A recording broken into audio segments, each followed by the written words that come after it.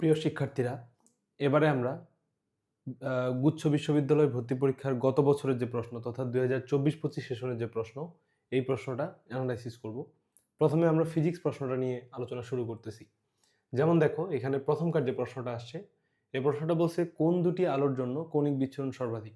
এই প্রশ্নটা আসছে কোথা থেকে? আমরা যদি একটু খুঁজে দেখি তাহলে দেখব যে এটা ইসাহাক স্যারের অনুশীলনী থেকে আসছে। এই একই প্রশ্ন এই ইসাহাক স্যারের অনুশীলনী থেকে মেডিকেলে 2023 সালেও তুলে দিছিল। ঠিক আছে, তাহলে প্রশ্নটা মূলত আসছে ইসাহাক স্যারের অনুশীলনী থেকে।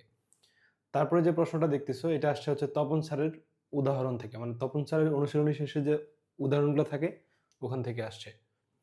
তারপরে যে প্রশ্নটা দেখতেছো এটা আসছে যশোর বোর্ড 2015 সালের প্রশ্ন থেকে। তারপরে যে প্রশ্নটা দেখতেছো এই প্রশ্নটা হচ্ছে আসছে তপন স্যারের অনুশীলনী থেকে, হুবহু তুলে দিছে। তারপরে যে প্রশ্নটা দেখতেছো এটা হচ্ছে ইসাহাক স্যারের অনুশীলনী থেকে তুলে দিছে। তারপরে যে প্রশ্নটা দেখতেছো এটা হচ্ছে ইসাহাক স্যারের অনুশীলনী থেকে এবং সিলেট বোর্ড 2016 সালের একটা প্রশ্ন তুলে দিছে।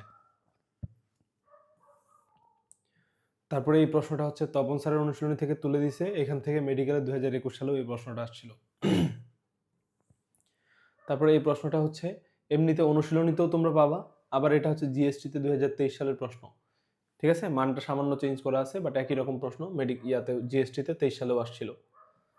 তারপরে এই প্রশ্নটা যেটা দেখতেছো এটা তপন স্যারের অনুশীলনী থেকে আসছিল, এই একই প্রশ্ন আবার বুয়েটে 2010 সালেও আসছিল। তারপরে প্রশ্নটা হচ্ছে এটা কোথা থেকে আসছে এটা আমি আসলে খুঁজে বের করতে পারি নাই। তারপরে যে প্রশ্নটা আসছে এটা হচ্ছে তপন স্যারের অনুশীলনী থেকে আসছে। এরপরের প্রশ্নটা কোথা থেকে আসছে আমি জানি না, বাট এর পরেরটা হচ্ছে আমাদের কোথা থেকে আসছে, আচ্ছা এটাও খুঁজে বের করতে পারি নাই। তারপরে যে প্রশ্নটা দেখতেছো এটা হচ্ছে বরিশাল বোর্ড 2023 সালের একটা প্রশ্ন। তারপরে যে প্রশ্নটা দেখতেছো এটা ঢাকা বোর্ড 2022 সালের প্রশ্ন। একইভাবে এই প্রশ্নটা হচ্ছে গোলাম হোসেন প্রামাণিক স্যারের যে অনুশীলনী দেওয়া আছে ওখানে ভর্তি পরীক্ষার কিছু প্রশ্ন দেওয়া আছে, ওইখানেও এই প্রশ্নটা হুবহু আছে। তারপরে হচ্ছে দেখো এই প্রশ্নটা তপন স্যারের অনুশীলনী থেকে আসছে। তারপরে যে প্রশ্নটা দেখতেছো এটা আসছে রাজশাহী বোর্ড 2023 সালের প্রশ্ন। তারপরে যে প্রশ্নটা দেখতেছো এটা আসছে যশোর বোর্ড 2023 সালের প্রশ্ন। তারপরে প্রশ্নটা আসছে বরিশাল বোর্ড 2019 সালের প্রশ্ন। তারপরে প্রশ্নটা তপন স্যারের অনুশীলনী থেকে আসছে, একই রকম প্রশ্ন ঢাকা বিশ্ববিদ্যালয়ে আসছিল, বাট ওখানে মানটা আলাদা ছিল। তপন স্যারের প্রশ্নটা একদম হুবহু তুলে দিছে। তারপরে হচ্ছে এই প্রশ্নটা কোথায় আছে, এটা এমনি র্যান্ডম একটা কোশ্চেন।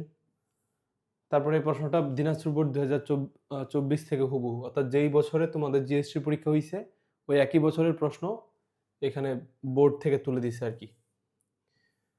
তারপরে হচ্ছে এই প্রশ্নটা আসছে ঢাকা বোর্ড 2019 সালের প্রশ্নটার মতোই, একটু চেঞ্জ করা আছে মানটা। তারপরে এই প্রশ্নটা ঢাকা বিশ্ববিদ্যালয়ে 2014 সালে আসছিল, এই প্রশ্নটা ঢাকা বিশ্ববিদ্যালয়ে 2015 সালে আসছিল।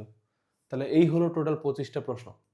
তাহলে আমি তোমাদেরকে এই যে তাড়াতাড়ি করে যে প্রশ্নগুলো দেখালাম 25টা প্রশ্ন, এই 25টা প্রশ্ন আমরা যদি একটা সামারি টানি তাহলে দেখতে পাবো যে এখানে প্রায় 17টার মতো প্রশ্ন আসছে ইসাহাক স্যার, তপন স্যার আর প্রামাণিক স্যারের অনুশীলনী থেকে।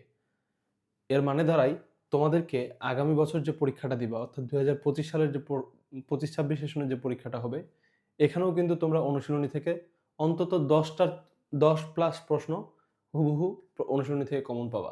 সুতরাং তোমাদের প্রথম কাজ হবে এই অনুশীলনীটা খুব ভালো করে সমাধান করা। তারপরে বোর্ডের প্রশ্নগুলো খুব ভালো করে সমাধান করতে হবে।